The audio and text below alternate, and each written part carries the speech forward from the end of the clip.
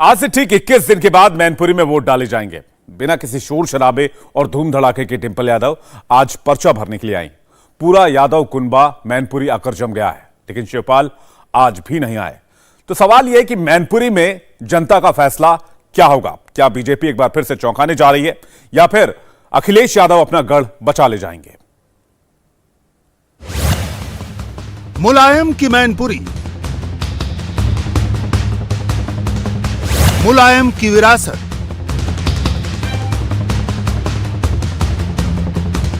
मुलायम की पुत्रवधू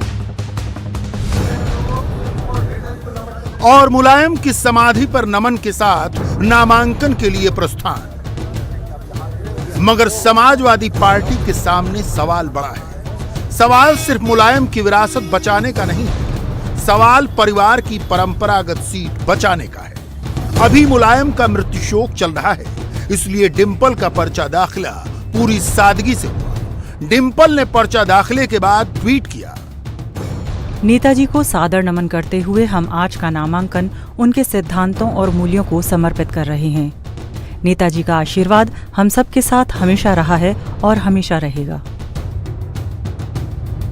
पर्चा दाखिले के बाद अखिलेश यादव ने भरोसा जताया, मैनपुरी की जनता ने हमेशा परिवार का साथ दिया है, इस बार भी परिवार का साथ देगी। पूरे परिवार के लोग इस चुनाव में एक साथ हैं। जो रास्ता नेताजी ने दिखाया, जिस तरीके से गरीब और तमाम लोग जिन्हें कोई स्थान समाज में नहीं था, उन्हें आर्थिक सामाजिक रूप से आगे बढ़ा करके और राजनीतिक हैसियत बनाने का काम जो नेता ने किया, उसका चुनाव है।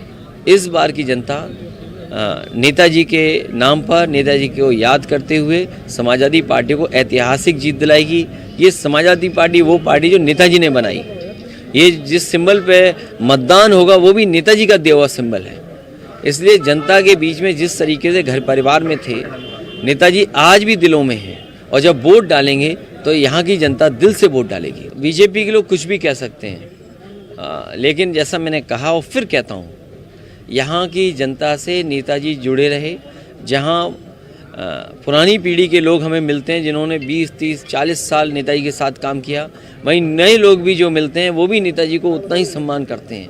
और आज जो विकास दिखाई दे रहा है पूरे मैनपुरी में, वो नेताजी की देन है। सभी लोग साथ हैं और सब लोग मिलकर के चुनाव लड़ाएंगे। हालांकि अखिलेश यादव ने जरूर कहा कि पूरा परिवार साथ है। मैनपुरी की सीट से मुलायम की गैर मौजूदगी में उपचुनाव लड़ चुके तेज प्रताप यादव और धर्मेंद्र यादव पहले से कैंपेन में लग गए हैं। मगर डिंपल के इस नामांकन में चाचा राम गोपाल यादव तो मौजूद रहे, मगर सगे चचा शिवपाल यादव लखनऊ में ही बैठे रह गए। शिवपाल और अखिलेश की अनबन अब सार्वजनिक है। मैनपुरी में कुल 5 विधानसभा हैं, जिनमें करहल और जसवंत नगर की सीट भी आती है, जिन पर फिलहाल अखिलेश यादव और शिवपाल यादव विधायक के तौर पर काबिज हैं। मैनपुरी लोकसभा सीट पर बड़ी जीत के लिए सबसे बड़ी लीड शिवपाल के जसवंत नगर से ही मिलती है। शिवपाल अगर इस उपचुनाव में साइलेंट रहते हैं तो डिंपल को इसका नुकसान भी हो सकता है। बीजेपी पहले ही इस परंपरागत सीट को समाजवादी पार्टी से छीनने के लिए बेताब है। अगर सियासी सच्चाई देखें तो बीजेपी आजमगढ़ और रामपुर लोकसभा सीटों के उपचुनाव में समाजवादी पार्टी को बड़ा झटका दे चुकी है।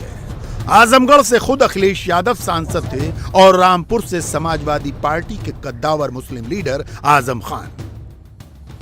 आजमगढ़ की जो सीट अखिलेश ने 6,21,578 वोट पाकर जीती थी, चचेरे भाई धर्मेंद्र यादव को सिर्फ 3,04,089 वोट मिले और वो हार गए। रामपुर की जो सीट आजम खान ने 5,59,177 वोट पाकर जीती थी, आसिम रजा को 3,25,205 वोट मिले और वो हार गए। बताने की जरूरत नहीं कि बीजेपी ने यहां समीकरण साध कर चुनाव लड़ा। जाति और समुदाय की यही ब्लॉकिंग वो मैनपुरी में भी करना चाहती है, इसलिए इस सीट के जाति समीकरण को समझना जरूरी है।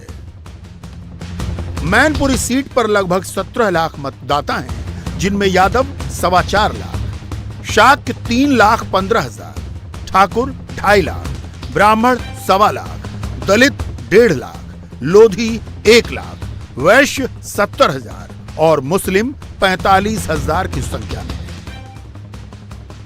मैनपुरी में सबसे अधिक यादव हैं, इसलिए ये सीट मुलायम परिवार के पास जाती है। मगर दूसरे नंबर पर शाक्य हैं, जो हमेशा समाजवादियों को चुनौती देते रहे हैं।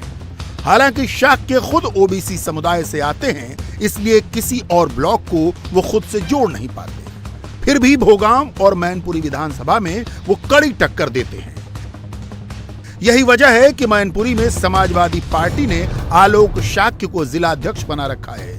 आलोक शाक्य डिंपल के प्रस्तावकों में से एक हैं। इन तमाम सवालों पर इंडिया टीवी की रुचि कुमार ने मैनपुरी में बात की राम गोपाल यादव से। देखिए, चुनाव तो चुनाव होता है, लेकिन हम उसको बहुत गंभीरता के साथ लड़ रहे हैं, लड़ेंगे और बड़े मार्जिन से जीतेंगे। कोई संदेह नहीं, कोई खटका नहीं किसी तरह का। जैसे लेकिन पिछले चुनाव में देखा है कि मुलायम सिंह यादव जो 1996 से यहाँ पे चुनाव लड़ रहे थे, उनका मार्जिन बहुत कम हो गया वोट का। करीब 95,000 से कम वोट से वो जीते, जबकि पिछला चुनाव 3.5 लाख से ज्यादा से जीते थे। इसकी वजह तो उसका कुछ असर अब दिखाई देगा, क्योंकि अब मुलायम सिंह यादव के बाद पहला चुनाव हो रहा है। नहीं, ऐसा है। पिछली बार ऐसा था, चुनाव चल रहे थे सभी, और जिन लोगों पर जिम्मेदारी थी वो दूसरी जगह चले गए, तो जनता अपने आप वोट डले आई थी। तो अब की वोट ठीक तरीके से पड़ेंगे तो बहुत ज्यादा मार्जिन होगा पहले से, बहुत ज्यादा। लेकिन बीजेपी ये कह रही है कि इस बार पूरी ताकत जिस तरह से आजमगढ़ रामपुर छीना, अब से मैनपुरी भी वो छीन लेंगे। उनका कहना है कि हम सारे देख रहे हैं यहाँ कास्ट इक्वेशन क्या है, कौन सा मजबूत कैंडिडेट होगा। ये कहा जा रहा है कि यहाँ हमारी पार्टी को लोग जात धर्म से ऊपर उठकर पहले भी वोट देते रहे हैं, अब की और ज्यादा देंगे। किसी तरह का कोई नहीं, इतनी मजबूत उनके हाथों में दम नहीं है कि आप छीन लें। छीन नहीं रहे, हम तो छीन सकते हैं उनसे, वे नहीं छीन सकते। तो जैसे वो कह रहे शाह के उम्मीदवार उतारने को कि शाह के वोट, क्योंकि कब शाह के नहीं डराया, ये जताई जा। नेताजी के खिलाफ जसवंत नगर से लेके मैनपुरी तक हमेशा शाक्य ही लड़ा, और जब शाक्य लड़ा तो बहुत आसानी से जीते।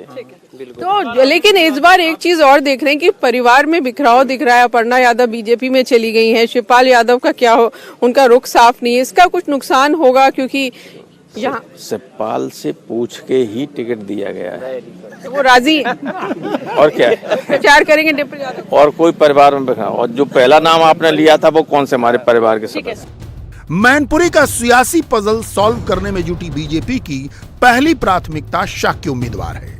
दूसरे नंबर पर उसका भरोसा अपने कोर वोटर्स ठाकुर, ब्राह्मण और बनिया पर है। तीसरे नंबर पर लोधी हैं, जो कल्याण सिंह परिवार से जुड़ाव महसूस करते हैं। डिंपल वर्सेस बीजेपी की इस ब्लॉकिंग को ग्राफिकली समझिए। शाक्य 3,15,000, ठाकुर 2.5 लाख, ब्राह्मण 1.25 लाख, 70,000 वैश्य और कल्याण सिंह के प्रभाव में लोधी 1 लाख। अगर इस पूरे समीकरण को कागज पर कैलकुलेट करें तो यह अकेले 8,60,000 हो जाता है, जबकि यादव परिवार के पास उसका कोर वोटर यादव और मुसलमान ही बचता है, जो 4,70,000 ही होता है। हालांकि कागज पर खींचे नक्शे और जमीन की जंग में फर्क बहुत होता है, इसलिए अंत में क्या होगा ये तो वक्त बताएगा। फिलहाल बीजेपी की ओर से बतौर प्रत्याशी जिन 3 नामों की चर्चा जोरों पर है वो हैं रघुराज शाक्य, ममतेश शाक्य और प्रेम सिंह शाक्य। माना जा रहा है कि इन्हीं तीनों में से एक शाक्य को बीजेपी डिंपल के खिलाफ मैदान में उतारेगी। बीजेपी की इलेक्शन मशीन ऑक्टोपस की तरह से 8 हाथ से काम करती है। सियासी गलियारों में चर्चा है कि मायावती पर मैनपुरी में अपना दलित वोट बीजेपी को ट्रांसफर करने का दबाव है। बीएसपी ये उपचुनाव नहीं लड़ रही। दूसरी तरफ बीजेपी का केंद्रीय नेतृत्व अखिलेश यादव और शिवपाल यादव की रिफ्ट को देखते हुए मदद के लिए लगातार शिवपाल यादव के टच में है। अगर रघुराज शाक्य को बीजेपी अपना उम्मीदवार बनाती है तो शिवपाल यादव का रोल बड़ा हो सकता है, क्योंकि रघुराज शाक्य समाजवादी पार्टी में थे और शिवपाल यादव के नजदीकी बताए जाते हैं। हालांकि शिवपाल यादव खुलकर डिंपल यादव का विरोध करते नजर आएंगे, इसकी उम्मीद कम है, क्योंकि अगर ऐसा हुआ तो शिवपाल यादव पर जसवंत नगर में ही जयचंद होने का ठप्पा लगने के आसार हैं। हालांकि मरहूम मुलायम सिंह यादव के लिए फिलहाल मैनपुरी में संवेदनाएं चरम पर हैं। समाजवादी पार्टी के कार्यकर्ता सहानुभूति के नाम पर एड़ी चोटी का जोर लगाने के लिए तैयार हैं। बम्पर जीत के लिए क्या करेंगे आप जो दावा कर रहे हैं? बम्पर जीत होगी यहाँ से बहुत अच्छे मतों से जीत होगी, ज्यादा से ज्यादा मतों से जीत होगी। घर घर जाके एक एक वोट पड़ेगा, हर समाज का वोट पड़ेगा, एक एक वोट पड़ेगा। बहुत से जीत होगी। बीजेपी ने अभी अपना उम्मीदवार नहीं उतारा है, लेकिन कह रहे हैं कि शाख की उम्मीदवार लाएगी बीजेपी, और शाख के तब बीजेपी की कोई फर्क नहीं पड़ेगा। समाजवादी पार्टी को किसी का कोई फर्क नहीं पड़ना है, और हमारी डिम्पल यादव जी बाहरी मतों से जीतेंगी कि इतिहास रचेंगी कि मैनपुरी से। इसलिए फर्क नहीं पड़ेगा क्योंकि नेताजी सर्व समाज के नेता थे। हर जात वर्ग धर्म के सभी लोगों के लिए नेताजी ने काम किया, और मैनपुरी की जनता के लिए सच्ची श्रद्धांजलि देने का समय है, और मैनपुरी की जनता इस पर खरा उतरेगी, और यहाँ से आदरणीय डिम्पल जी ऐतिहासिक मतों से जीतेंगी। आपको क्या लग रहा है, बीजेपी अगर कोई शाख की उम्मीदवार ले आई यहाँ पर तो क्या होगा? बीजेपी का हर वर्ग के नेता थे, इसलिए सारे लोग मन बना चुके हैं कि नेताजी को बिल्कुल पूरे करना है और उन्हें जिताना है। घर घर जाके हर वोट पड़ेगा, पूरी तरह से वोट पड़ेगा, पूरी तरह वोट पड़ेगा। जनता ने अपने मन बना लिया, जनता अपने आप देगी वोट।